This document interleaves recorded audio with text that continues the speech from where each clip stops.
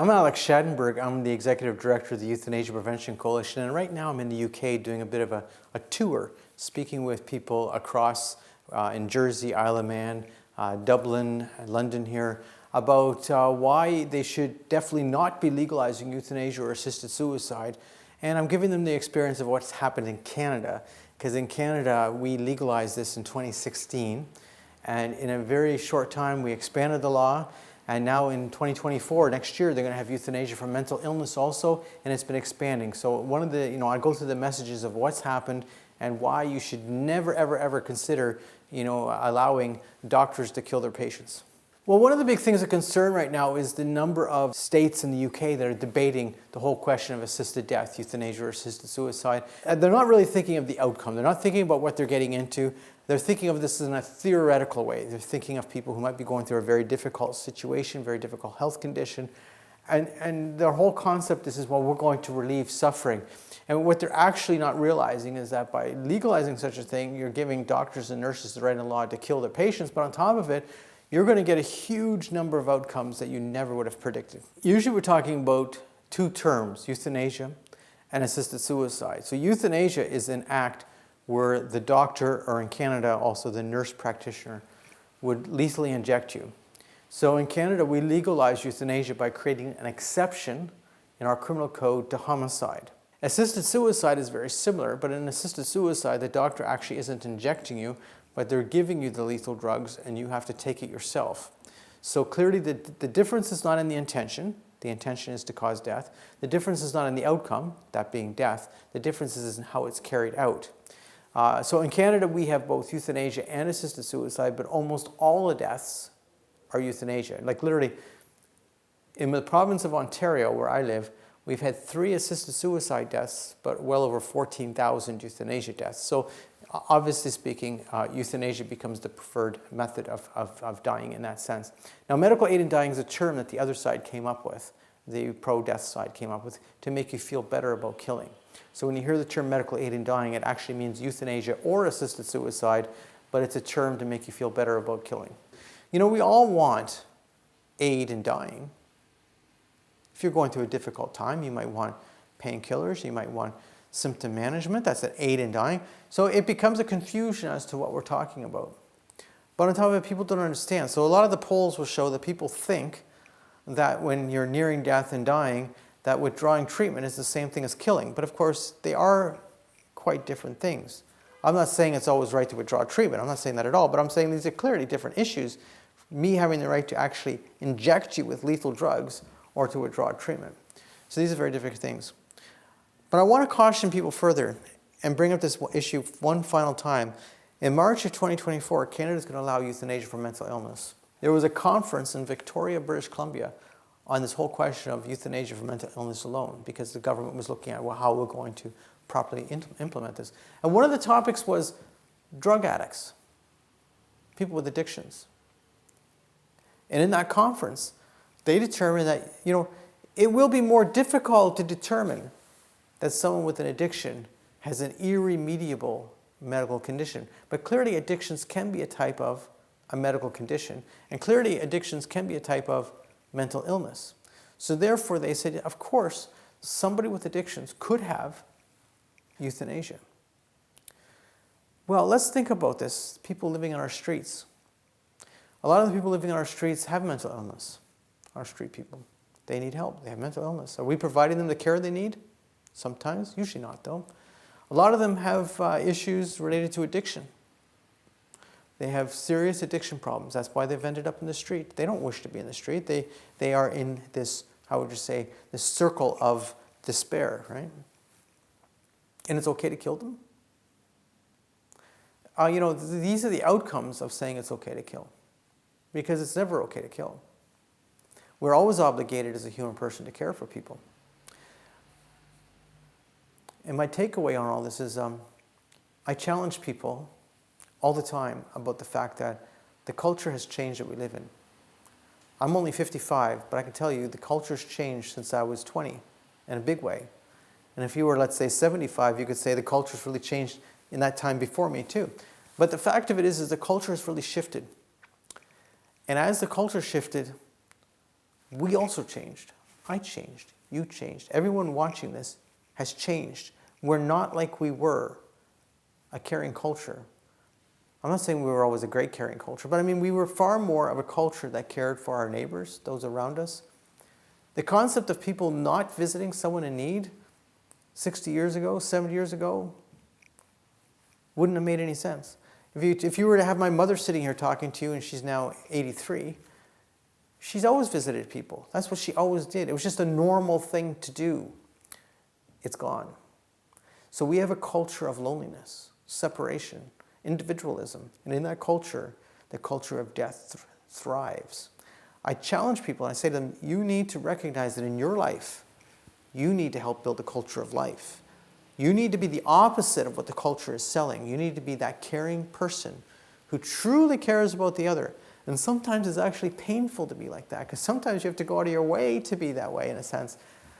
But that is the answer to the culture, a culture that cares, not one that kills. The reality of euthanasia legislation is once you legalize euthanasia or assisted suicide, the safeguards that they put in those laws were put in there specifically to sell the law to the legislators who had to vote for it. What am I saying? If they think it's going to take a terminal illness safeguard in the law, that you have to be terminally ill in order to get it passed, they're going to put that in. But once the law is passed, the concept of a terminal illness restriction is then seen as discrimination, or it's seen as providing inequality. So as an example, I go back to Canada. Canada is highly motivated about this concept of equality. In Canada, I can't deny to you something I can have. And that's exactly how they've applied the euthanasia law. They said you can't restrict it based on these measures. That's why I've always argued there is only one line in the sand. That line in the sand says, I cannot kill you. So long as I cannot kill you, we're all equal under the law. But as soon as you give somebody in law, such as a doctor or a nurse practitioner, and I keep saying nurse practitioners because they're allowed to do it in Canada, the right in law to kill you, now you've crossed the line. You say it's okay to kill someone. Once we say that, the only debate remaining is who can we kill and for what reasons. There's another little bit of a debate of who can do the killing, nonetheless.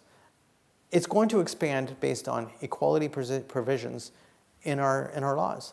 So originally in the law, you needed to have a medical condition that was considered to be similar to being terminal. The law said that your natural death had to be reasonably foreseeable. But then in 2021, we changed the law, and we changed it to remove the terminal illness requirement. So that what remained in the law was that you had to have an irremediable medical condition. Irremediable medical condition would mean possibly a terminal condition, certainly, but also one with a chronic condition, like a person with certain disabilities. Most disabilities would actually fall under that definition of an irremediable medical condition. So it's actually pretty wide, actually, who can have this. There's more to it than people understand also, because the fact of it is that if you are a diabetic, for instance, insulin-dependent diabetic, well, technically you have an irremediable medical condition. So technically you would qualify for euthanasia. Now, if the doctor were to say to someone, no, I'm not going to give you euthanasia for diabetes because clearly you're treatable, the person would simply have to say, I've decided then I don't want any insulin. By declaring they don't want any insulin, then immediately they've become terminally ill and they can have euthanasia for sure. This is the kind of situation we have in Canada. Now, the funny thing about the Canadian situation is none of our parts of our law are defined. The government did that on purpose because they wanted it to be widely used. They wanted it to expand naturally, and so they didn't define the term. So even when they had that in the original law, they didn't define the term natural death must be reasonably foreseeable. So, when you look at that, it didn't matter if you were pro-euthanasia like the euthanasia lobby or you're against euthanasia like I am. It didn't matter. None of us could define the meaning of the term because there was no definition. Then, of course, as I say, in 2021, in March of 2021, the government passed legislation to get rid of that. The reason they got rid of that definition, which sort of meant terminal illness but didn't really, is because they said it was a form of discrimination. They said it was discriminatory to deny somebody who had a chronic condition lethal injection, but provide it for someone with a terminal condition.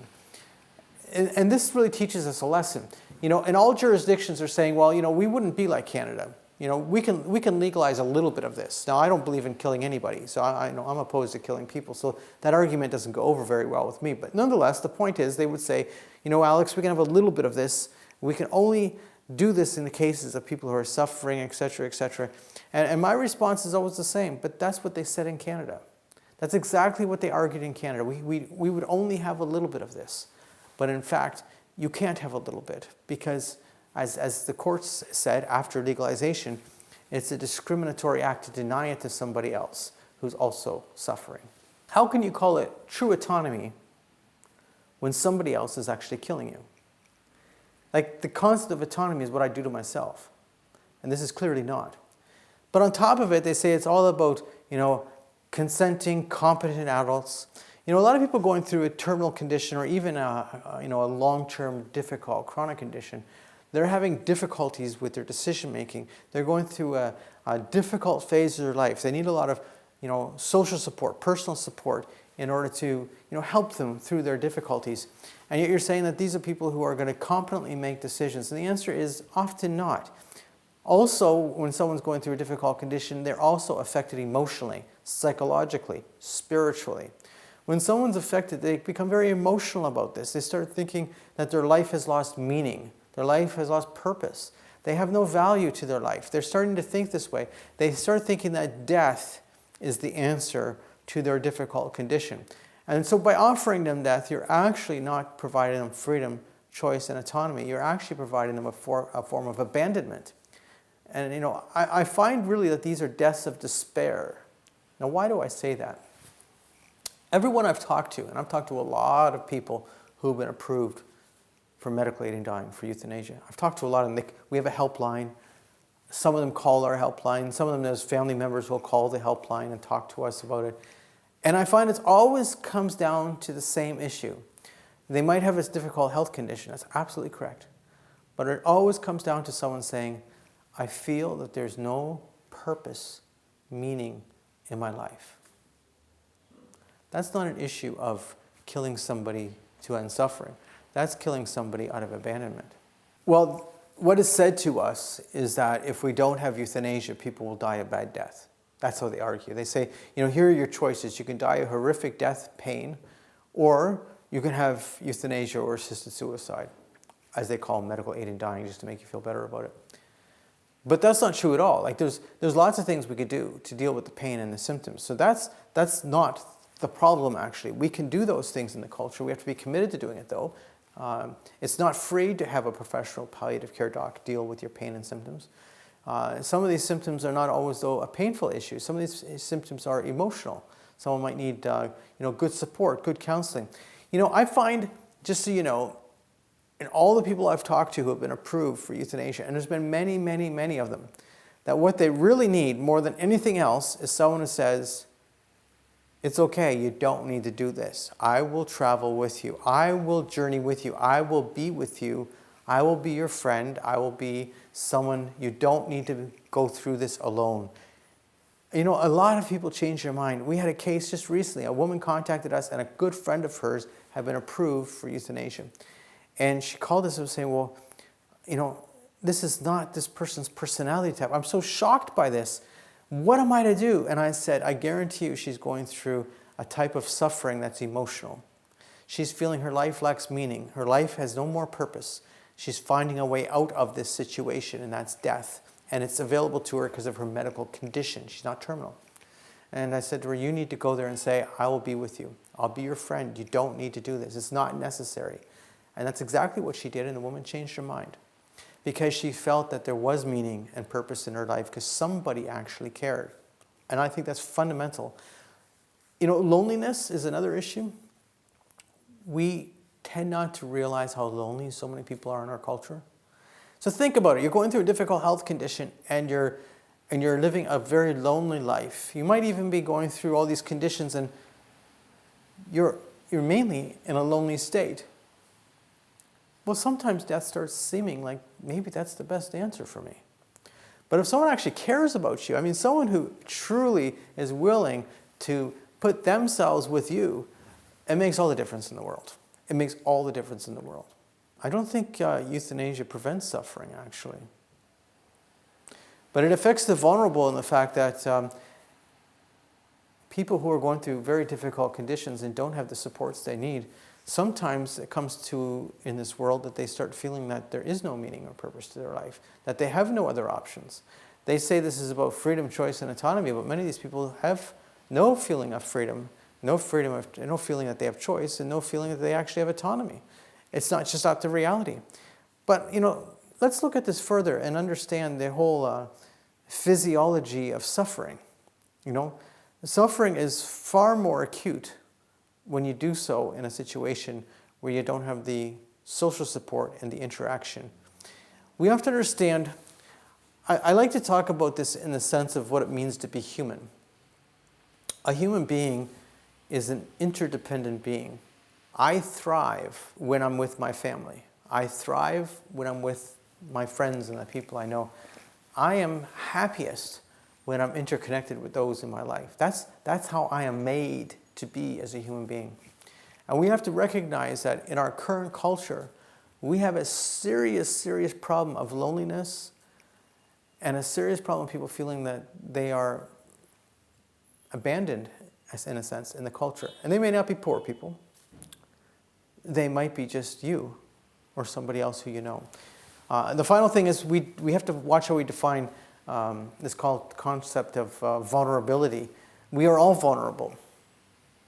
So a lot of people make the mistake and they define vulnerability based on the frail elderly or people with disabilities. And yes, people with disabilities certainly have vulnerabilities, and people who are very elderly certainly have vulnerabilities.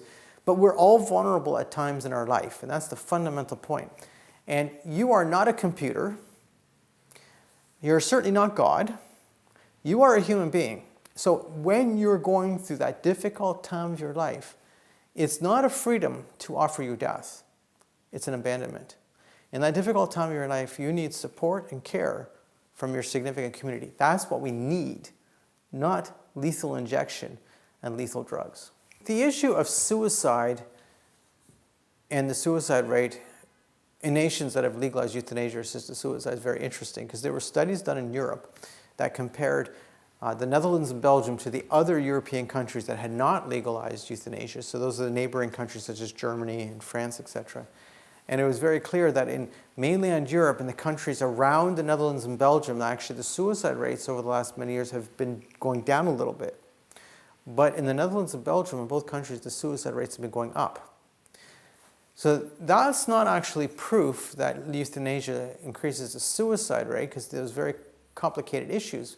But if you look at the state of Oregon, you have the same phenomena there. So in the state of Oregon, Oregon always had a higher suicide rate than the national average. But since legalizing assisted suicide, and actually if you look at the data since 1999, you'll see that the Oregon suicide rate has gone up quicker than the US national average, because in the US suicide rates have actually been going up and on a regular basis. But the Oregon suicide rate's gone up faster than the national average. So does this actually prove that there's a direct correlation? And the problem with suicide is there's many factors, so I can't say I can actually prove without a question there's a direct correlation. But we can prove the opposite, which is suicide rates actually don't go down when you legalize euthanasia or assisted suicide. Now, why am I saying that? In Canada, one of the big arguments was that the suicide rate would go down when we legalize euthanasia and assisted suicide, because these more difficult deaths could be ended by euthanasia and not by suicide, is what they argued. In fact, the data doesn't anywhere show that to be true, that the rates would go down of suicide. But clearly there's evidence that it's very likely that the rates go up when you legalize euthanasia and assisted suicide. Okay, so in the Isle of Man, they have an assisted dying bill, and they've passed it at second reading, so now they're going to committee on this bill. And the committee is going to release their report by the end of February. And then they'd go to another final vote on the bill. The bill actually both legalizes euthanasia and assisted suicide, so it's not assisted suicide as a standalone. And the bill would then actually become the first, basically, state in the UK, that allows euthanasia. So this is very concerning, because once, how would you say, the flood barriers break and the water starts pouring in, that affects everyone else. So the Isle of Man, I'm very concerned about as it would affect the rest of the UK. In the same way, what's happening in Canada is affecting the US. Canada is just north of the US. Canada has gone crazy with killing. It's insane what's going on in Canada. But that disease of killing and acceptance of killing and normalizing of killing has overtones that are affecting states in the northern part of the US and throughout the US. So this is how things work. Once you allow killing, you can't contain it. And this is a serious problem. It's a serious problem. I think this is a wake-up call for people in general to say, no, we will not allow this. You need to speak up. And, you know, silence is not your friend. Silence never helped anyone. You need to speak out. You need to be clear. I always tell people also, don't play with the language. This is about killing. I'm personally opposed to killing people. That means I don't have any exceptions. I don't think it's good to kill you either. I don't have exceptions. At the same time, you know, you look at it and you say, well, what's the outcome of this? This will change the whole culture. Call it what it is. This is euthanasia. This is homicide. Assisted suicide is a type of a suicide. This is a rejection. This is not a freedom. This is an abandonment. We need to be caring people. That's what we need.